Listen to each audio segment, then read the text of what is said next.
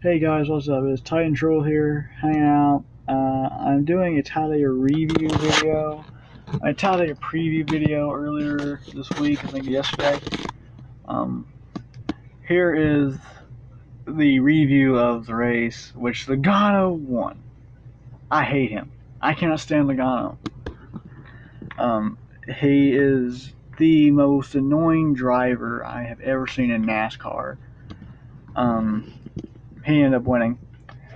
But I do feel good about the drivers I picked. I mean, the guy I picked to win finished first or second, right behind Logano. I picked Logano to finish third, but he finished first. Bracken's last guy second. He ended up wrecking in a big wreck that was caused by Jimmy Johnson really getting tapped. I don't even think he tapped. I don't think he got tapped by William Byron. I believe that it's just the air and the way these cars set up. It just sent Johnson around. There's nothing he can do. And Brad Keselowski got caught up in that. Ryan Blaney got caught up in that. Then I picked Blaney to finish fourth. I don't know exactly where Blaney finished. I only wrote down the top 10. Harvick, he was there all day long for the most part. He had a couple times went back towards the back. But for the most part, he was right there contending most of the race, especially there the last 50 laps or so, with Kurt Busch, Logano, and Chase Elliott was up there a lot. And Harvick ended up coming home fourth, which is one spot away from where I had him finishing. But my friend actually picked exactly where Harvick would finish. I'll get to that in a minute. I had Chase Elliott finishing sixth. He ended up finishing third. I only Chase Elliott had a third place car at any point in the race. No point I think he had a third place car. 2 weeks in a row now, Chase Elliott has been one lucky son of a gun. He finished second at Richmond with pure luck, and he finished third at Talladega, pure luck. Of course, Talladega is all about pure luck. Jimmy Johnson, as I said, he spun out. I had him finishing seventh. I think he finished 11th or 12th. He really had a good race for Jimmy Johnson. This is probably his best race, along with Bristol. He's starting to get a little bit of momentum going. I believe he's starting to get the feel of how this Camaro rolls. So I wouldn't count him out going someplace soon. Probably Indianapolis, probably a good track for him. That's like the last race. So I believe he'll have a good chance there because these Chevys have good aerodynamics. So we'll have to see how that goes. Denny Hamlin, I have finishing eighth. Hamlin is a good NASCAR driver. I do believe that he will win a couple races this year. I don't like him, but I believe he'll win a couple races this year. He did have a couple of bad luck experiences. I don't know exactly where he finished, but he had some really bad luck, especially 2 speeding penalties. 2 in a row. He went down pit lane, got a speeding penalty. Then he came back in pit lane to serve the penalty, and he sped again. I mean, that's just a little. Then ninth, I picked Alex Bowman, and he finished 8th.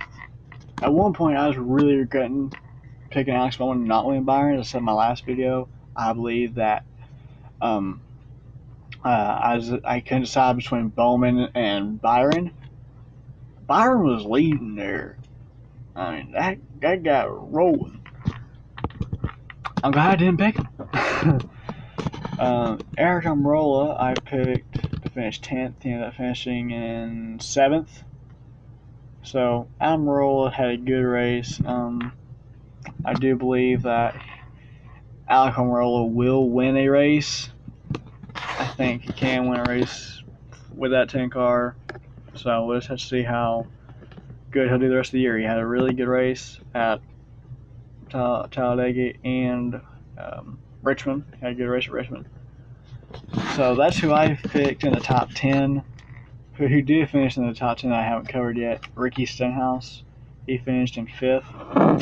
I said that Ricky Stenhouse would probably wreck. He didn't wreck. So, it was close. David Reagan finished 6th. David Reagan, a Front Row Motorsports 38 car. That car showed a lot of speed. So did Michael McDowell. Front Row Motorsports seems to have a good restrictor plate, program. It wouldn't surprise me that if they consistently finish in the top 10, those cars, restrictor plates, nowhere else. I mean, Front Row really has not been known for anything else. They're just known for restrictor plates. Also finishing in the top 10 I haven't talked about yet was Ryan Newman.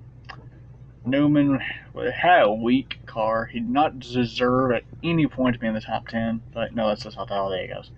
Same thing with Suarez. Didn't really deserve it, but he got there. Now I'll cover who I said would wreck. I said Jamie McMurray, Clint Boyer, Ricky Stenhouse, Eric Jones, and Ryan Newman would wreck. 2 of them wrecked in the first wreck. Jamie McMurray and Eric Jones.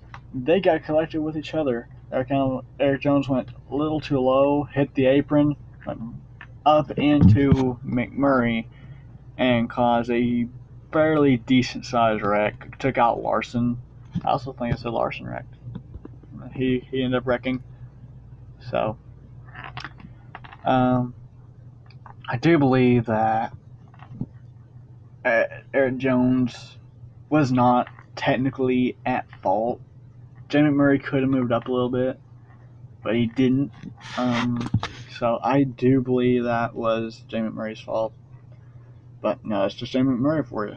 I don't think he knew he had that much room as he did, because if he had pulled up, Trevor Bayne would have already been by him.